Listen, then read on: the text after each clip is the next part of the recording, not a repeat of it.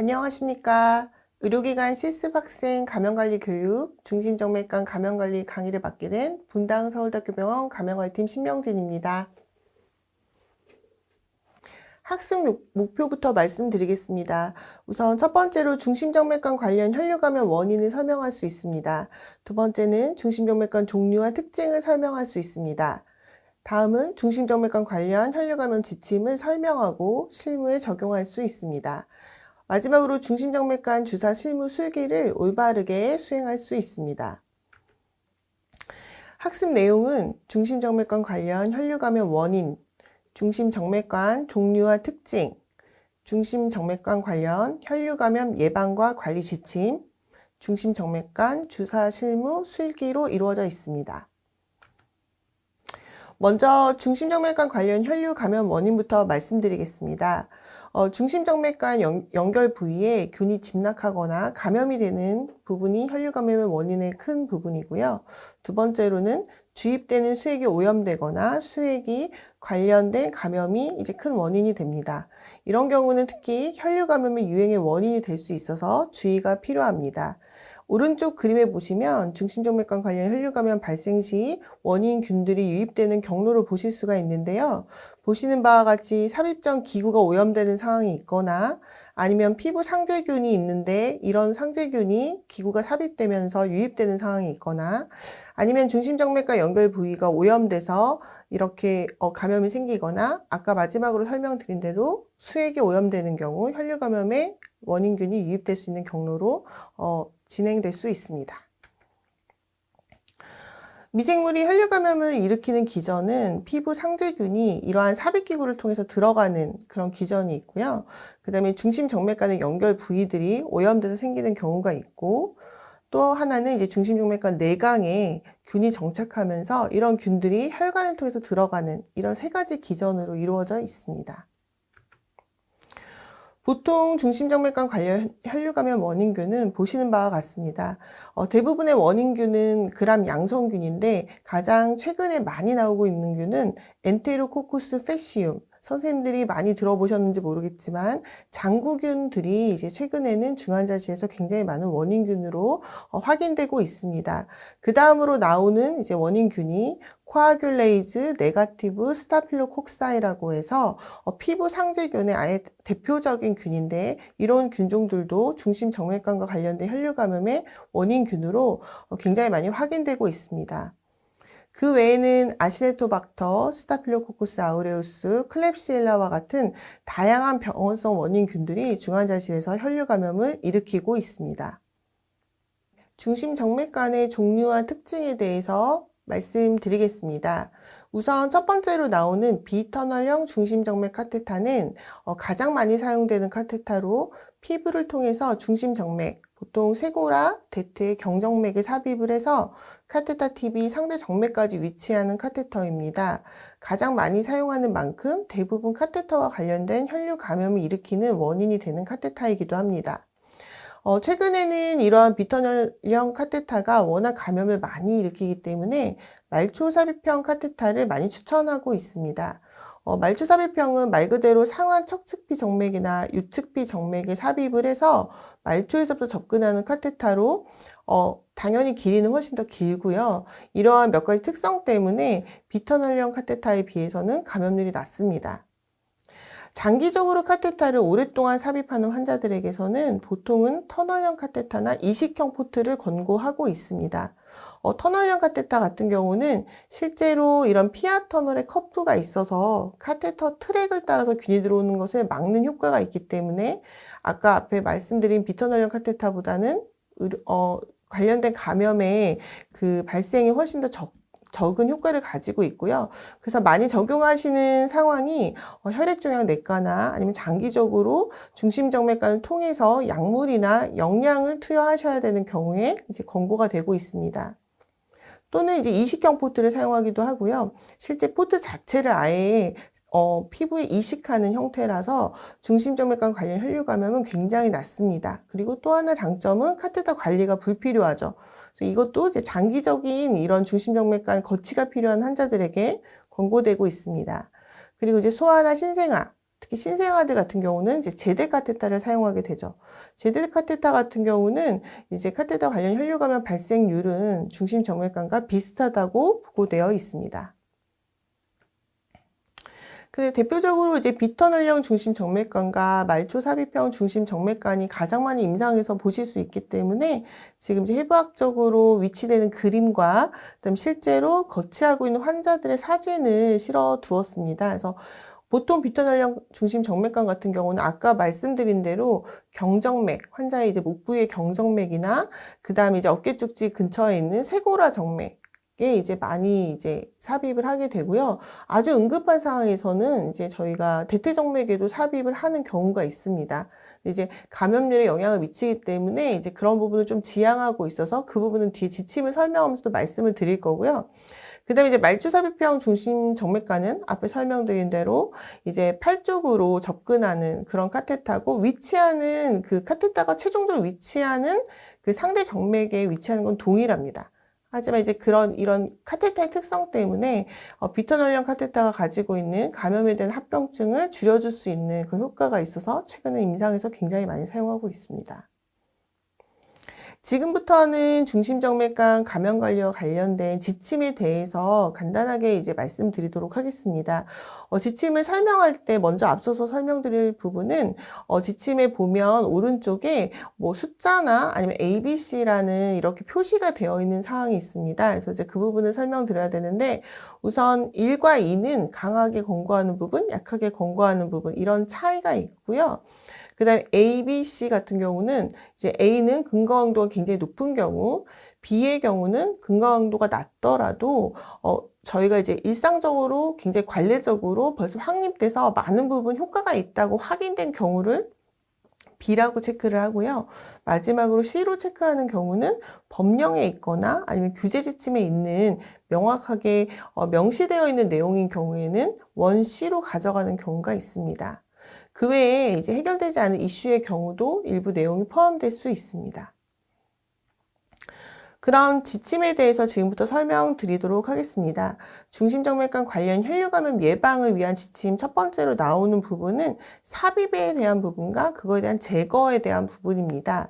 아까 앞에서도 잠깐 이제 언급한 적이 있지만 삽입 부위에 따라서 혈류감염 발생이 달라지기 때문에 이런 부분은 충분히 고려해야 합니다.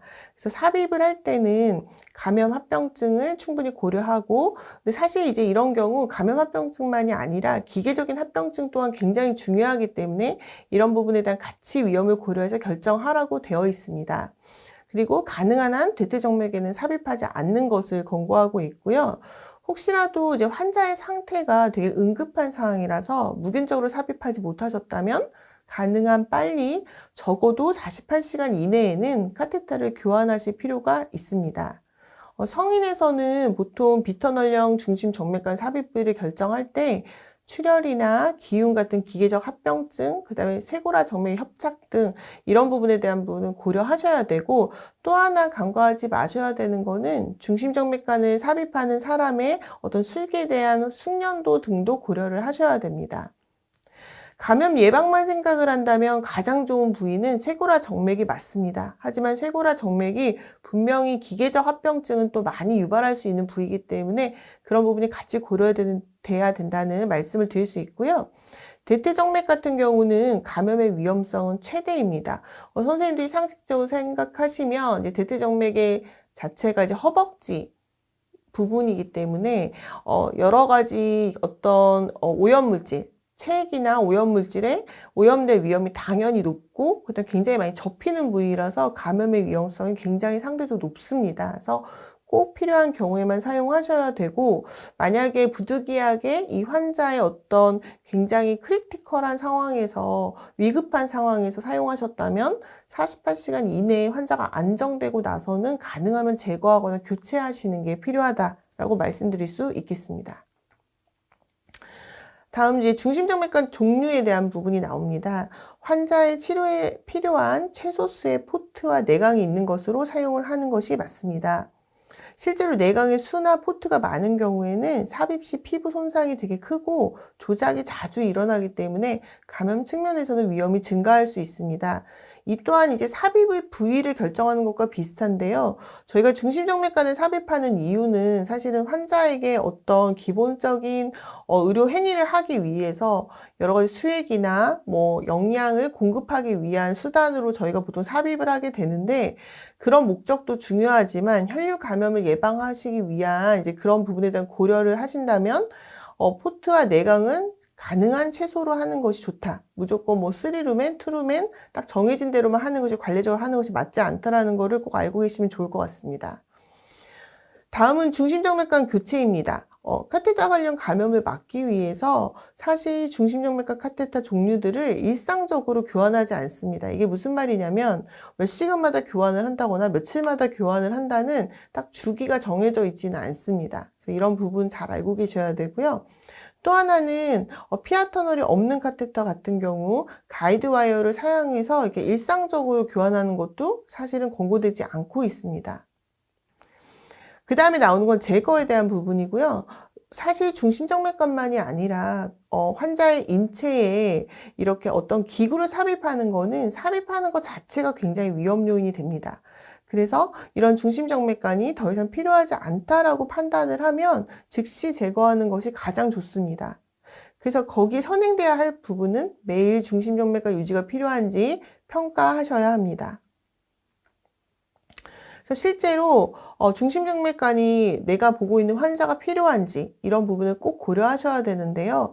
대표적으로 고려되는 사항이 보통 중심정맥으로 투여할 어떤 TPN과 같은 영양 제품이 있는지, 그 다음에 혈역학적 모니터링의 가장 대표적인 CVP 측정과 같은 이런 부분이 꼭 필요한 환자인 건지, 아니면 특정한 약물을 반드시 중심 정맥으로 주어야 되는 상황인 건지, 마지막으로 환자의 상태가 너무 이제 여러 가지 문제가 있어서 말초혈관 사용 자체가 불가능한 환자인 건지, 이런 4가지를 반드시 확인하시고 실제로 여기에 해당되는 게 하나도 없다면 이 환자는 중심 정맥관이 필요하지 않은 것일 수 있기 때문에 제거를 되게 적극적으로 고려하셔야 합니다. 다음은 이제 무균술과 피부에 대한 소독에 대해서 말씀드리겠습니다. 우선은 중심정맥관 삽입 부위를 만지기 전후, 중심정맥관 삽입 전후, 조작 전후, 교체 전후, 그다음에 드레싱 전후에는 비누와 물 또는 알코올 손소독제로 손위생을 해주셔야 합니다. 그리고 중심정맥관 삽입 부위를 소독제로 소독한 후에는 손으로 그냥 만지시면 안 됩니다. 무균술이 아주 기본이죠. 그 다음 나오는 지침은 무균술을 반드시 잘 적용해야 된다는 내용인데, 중심정맥관 삽입, 그리고 소독, 그리고 실제로 조작할 때도 반드시 무균술을 지켜달라고 권고하고 있습니다. 중심정맥관을 삽입을 하거나 가이드와이어를 이용한 단순한 카테터 교체 시에도 장갑은 일반 장갑이 아닌 멸균 장갑을 착용하셔야 합니다. 중심정맥관을 삽입할 때는 반드시 지켜야 되는 부분이 있는데요. 모자, 마스크, 멸균 가운, 멸균 장갑의 개인복을 착용하셔야 되고요. 환자에게는 전신을 덮을 수 있는, 머리부터 발끝까지 완전히 덮을 수 있는 멸균 방포를 사용하는 최대 멸균 차단을 하셔야 됩니다. 이때는 시술자만이 아니라 보조자도 포함이 되고요. 여기는 삽입이라는 내용도 있지만 가이드와이어를 이용해서 교체하는 상황에서도 반드시 이런 부분이 지켜져야 됩니다. 중심정맥관 삽입 전, 그리고 드레싱 교체 전에는 소독을 해야 되는데, 예전에는 소독제를 알코올이나 우리가 많이 사용하는 포비돈 아이오다인도 굉장히 많이 사용했었는데요. 최근에는 반드시 퍼스트 초이스, 첫 번째 선택으로 0.5%를 초과하는 농도의 클로렉시딘을 사용하도록 하고 있습니다. 혹시라도 환자의 상태가 이러한 클로렉시딘을 사용할 수 없는 상황인 경우에 한해서만 요오드 팅크제, 아이오도포, 알코올 등을 사용하도록 하고 있습니다. 그리고 삽입 부위의 소독제는 반드시 충분히 마른 후에 삽입하도록 합니다. 손위생에 대한 부분은 다들 잘 아실 거라고 생각을 합니다. 그래서 손위생의 경우는 중심정맥관 삽입 부위를 만지기 전후, 삽입이나 조작 교체, 동일하게 전후에는 손위생 필요하시고요. 그 다음에 드레싱 전후에도 손위생 필요하십니다. 대표적으로 중심정맥관에 직접 투약을 하시거나 중심정맥관 드레싱을 하는 경우에 어느 순간에 손위생을 해야 되는지 정리해 놓은 내용입니다. 그래서 약물을 준비하는 그 시점부터 환자를 직접 접촉하는 시점, 그리고 모든 행위가 끝난 시점에 손위생으로 마무리를 해주셔야 되고요. 이는 장갑을 착용하거나 착용하지 않거나 동일하게 적용해 주셔야 되는 부분이 있습니다. 클로렉시딘으로 인한 피부 소독은 중심정맥관 삽입 전과 드레싱 교체 전에는 필수적입니다.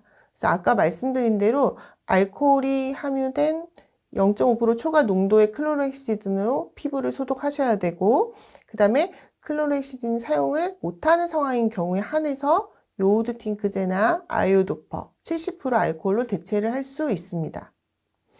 그리고 삽입 부위는 반드시 소독제로 소독한 후에는 손으로 바로 만지면 안 되고요. 그 다음에 삽입 부위 소독제는 충분히 마른 후에 삽입을 해야 합니다. 그런 경우가 종종 있는데 완전히 건조되는 시간을 기다리기가 생각보다 어렵다 보니까 이렇게 멸균된 다른 거즈로 닦으시거나 이렇게 입으로 부는, 사실 최근에는 마스크를 많이 착용하기 때문에 입으로 부는 경우가 많지 않지만 입으로 불거나 하는 경우가 있습니다. 이런 경우는 무균술에 어긋나는 부분이기 때문에 절대 그렇게 하시면 안 됩니다. 다음은 드레싱에 대해서 말씀드리겠습니다. 드레싱 방법과 교체 주기에 대한 사항을 권고하고 있는데요. 기본적으로 중심정맥과 삽입 부위는 멸균된 드레싱 재료로 드레싱을 하게 되시는데 거즈 또는 투명한 반투과성 필름을 이용해서 드레싱 하실 수 있습니다. 투명한 반투과성 필름이라는 거는 얇은 필름 형태고 그 다음에 물이 통과하지 않는 그런 형태의 필름을 말합니다. 방수성을 말하는 거고요. 중심정맥관 삽입 부위 드레싱을 투명 필름으로 하시는 경우에는 교체 주기는 7일, 그리고 거즈를 이용하시는 경우는 교체 주기는 2일입니다. 근데 이제 만약에 드레싱 교체 장점보다 혹시나 이런 교체 상황에서 중심정맥관 위치가 문제될 수 있는 상황, 혹시나 빠지거나 거치가 잘못되거나 그래서 출혈이 생기거나 아니면은 드레싱 하던 끝에 이런 카테터가 빠지는 상황이 생기면 훨씬 더 치명적인 소아인 경우에는 교체 주기를 조금 더 길게 할 수 있습니다. 또 한 가지 유의하셔야 되는 거는 이런 주기가 있긴 하지만 혹시라도 중심정맥관 삽입 부위의 드레싱이 젖었거나 헐거워졌거나 눈으로 보았을 때 오염이 되어 있다면 그때는 즉시 교체해야 합니다. 이제 현장에서 보면 거즈 드레싱은 이틀, 투명 필름 드레싱은 7일이다 보니까 이제 많은 현장에서는 이렇게 드레싱이 젖었거나 문제가 생겨도 그런 주기를 지키는 게 더 중요하다라고 이제 오해하시는 분들이 있는데요. 그렇지 않다라는 거를 정확하게 아셔야 할 것 같습니다. 중심정맥관 삽입 부위에 이렇게 항균제 연고나 크림을 바르는 거는 실제로 중심정맥관 관련 혈류 감염을 예방하는 효과는 적고 진균이나 내성균 진낙하를 도리어 조장할 수 있는 위험이 있기 때문에 시행하지 않는 것으로 권고하고 있습니다. 단 예외적으로 혈액투석용 중심정맥관의 경우에는 항생제 연고를 삽입 부위에 도포하는 것을 이제 허용하고 있는데 항생제 연고가 실제로 이러한 중심정맥관 재질에 영향을 미치지는 않는지 이런 부분을 충분히 고려하실 필요는 있습니다. 드레싱의 순서이고요. 아까도 이제 비슷한 얘기를 말씀드렸지만 손위생을 반드시 하셔야 되는 부분, 그 다음에 카테터를 직접 조작할 때는 멸균 장갑을 착용하셔야 되는 부분, 그 다음에 삽입 부위를 관찰하고 소독하는 부분도 철저히 잘 지켜주셔야 되고요. 마지막으로 소독액을 건조를 완전히 한 후에 부착하시도록 말씀드릴 수 있겠습니다.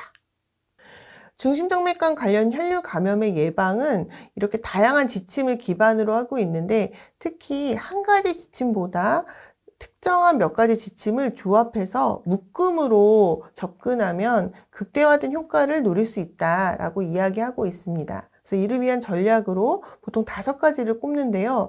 가장 첫 번째가 앞에 많이 강조드렸던 손위생, 그 다음에 두 번째가 삽입하는 시점에서 최대 멸균 보호장구와 그 다음에 멸균 대공포를 사용하는 부분, 세 번째가 클로렉신을 이용한 피부를 소독하는 부분, 네 번째 적절한 부위와 종류의 중심정맥관을 선택하는 부분. 마지막으로 매일 중심정맥관이 필요한지 검토하는 부분. 이 5가지를 조합했을 때 최상의 효과를 얻을 수 있다라고 이렇게 예방 전략으로 권고하고 있습니다. 지금부터는 제가 지침으로 설명드렸던 내용의 주요 내용을 동영상으로 보도록 하겠습니다. 먼저 첫 번째로는 중심정맥관 주사 실무 술기 중 약물 투여, 수액이 주입 중인 경우에 대한 동영상을 지금부터 보시겠습니다. 알코올 솜, 투약할 약물 등을 준비합니다. 환자 확인 후 약물 투약에 대해 설명합니다.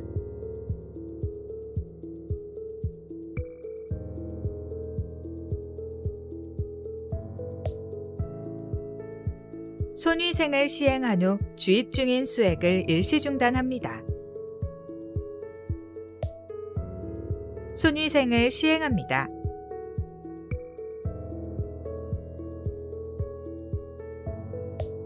소독제로 수액 세트의 약물 주입구를 3 내지 15초 충분히 문질러 닦습니다.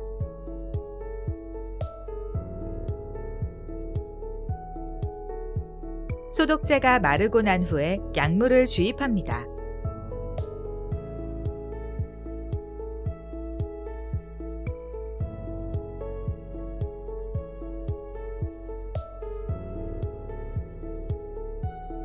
소독제로 수액 세트의 약물 주입구를 3 내지 15초 충분히 문질러 닦습니다.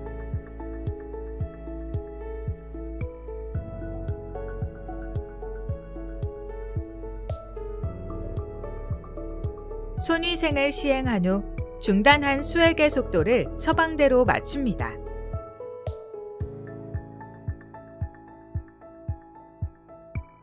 손위생을 시행합니다. 다음으로는 수액, 혈액 세트를 교체하는 술기를 동영상으로 보시겠습니다.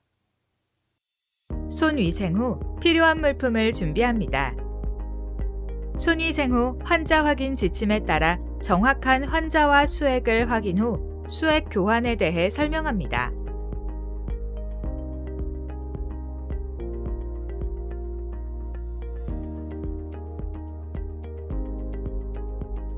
손위생 후 멸균된 준비 물품을 개봉합니다.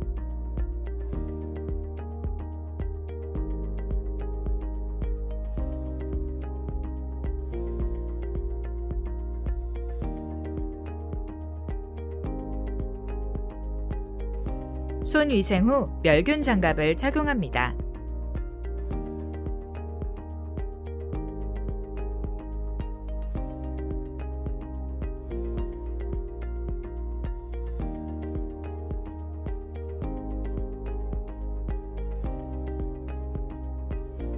카테터를 잠근 뒤 한 손은 카테터를 고정하고 다른 손으로 기존 수액 세트를 제거합니다. 소독제 솜을 사용하여 허브 옆면과 입구면이 모두 닦이도록 3 내지 15초를 충분히 소독한 후 건조시킵니다. 알코올 솜으로 옆면과 입구면이 모두 덮이도록 감싸쥐고 오렌지 짜듯이 닦습니다. 빈 10ml 주사기를 연결하여 혈액 리거지테이션을 확인한 후에 주사 부위를 소독합니다.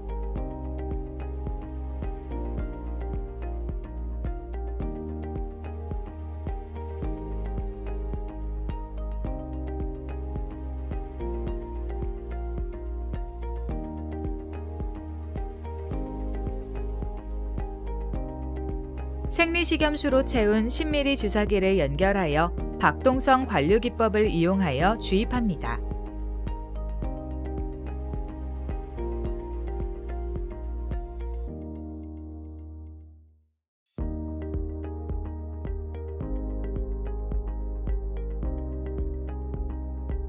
(3 내지 15초) 동안 소독한 후에 새 수액 세트를 연결합니다.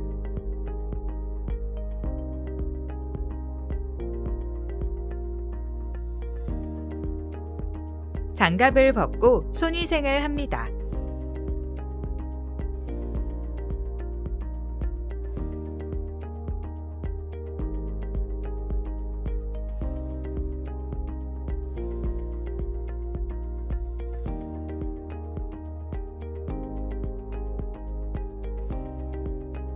수액의 속도를 처방대로 맞춥니다. 사용한 물품을 정리하고 손위생을 합니다.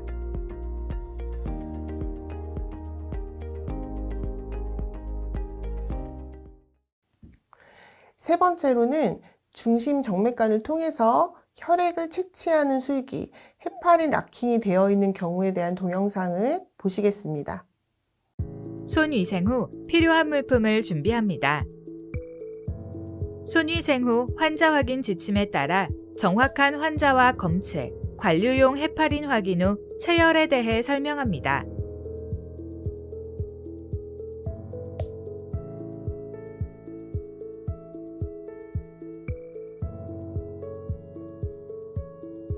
손위생 후 멸균된 준비 물품을 개봉합니다.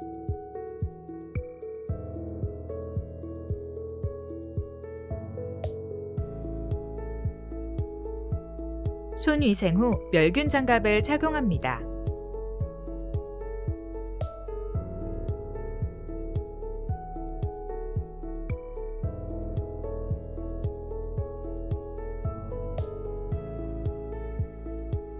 한 손은 카테터를 고정하고 다른 손으로 헤파린 캡을 제거한 후 알코올 솜을 사용하여 허브 옆면과 입구면이 모두 닦이도록 3 내지 15초 동안 충분히 소독 후 건조시킵니다.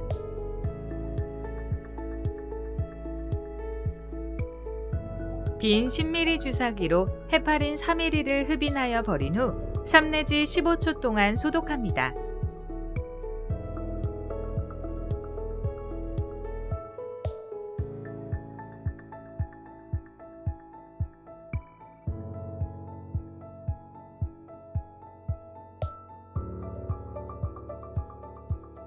(10ml) 주사기로 체혈할 혈액을 흡인하고 3 내지 15초 동안 충분히 소독합니다.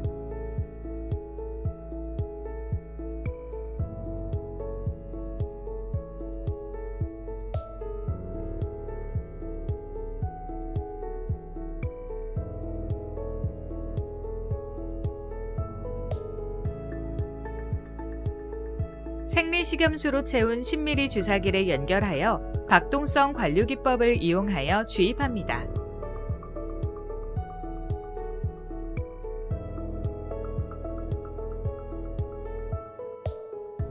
(3 내지 15초) 소독한 후에 1대100 헤파린 3ml를 주입하고 다시 한번 주사 부위를 소독하고 나서 새 헤파린 캡을 연결합니다.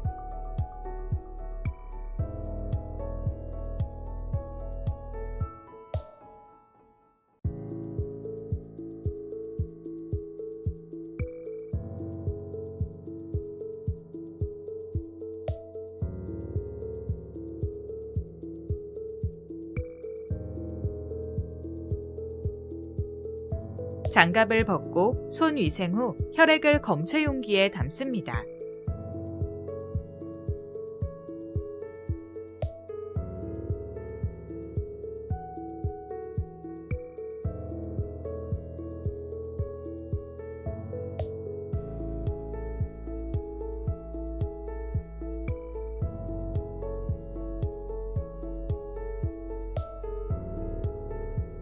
사용한 물품을 정리하고 손위생을 합니다.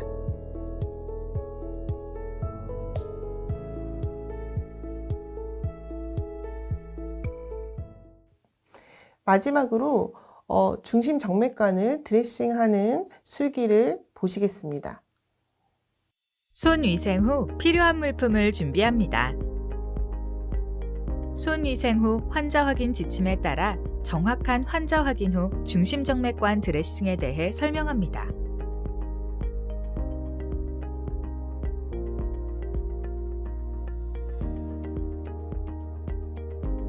청결장갑 착용 후 카테터가 빠지지 않도록 기존 태가덤을 고정장치에서 삽입 부위 방향으로 제거합니다.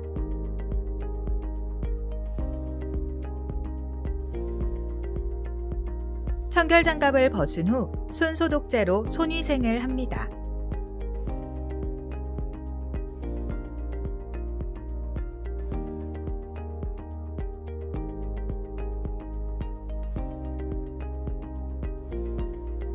오염되지 않도록 주의하여 멸균 장갑을 착용합니다. 삽입 부위에서 태가덤이 덮이는 부위까지 소독합니다.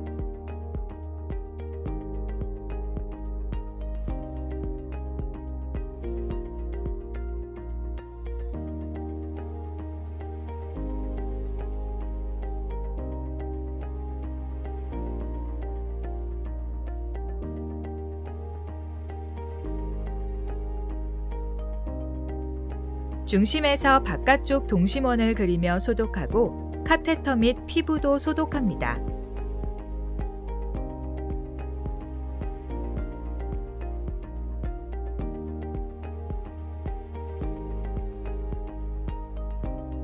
삽입 부위 소독을 완료한 후에 완전히 건조시킵니다. CHG 패드가 카테터 삽입 부위를 충분히 감싸도록 부착합니다. 삼출물이 있는 경우에는 거즈를 사용합니다.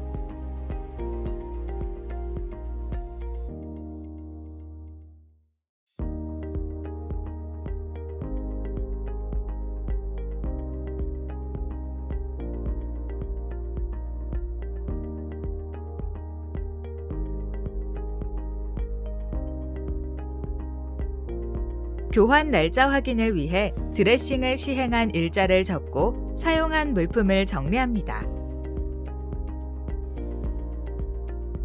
장갑을 벗은 후 물과 비누 또는 손소독제를 이용하여 손위생을 합니다.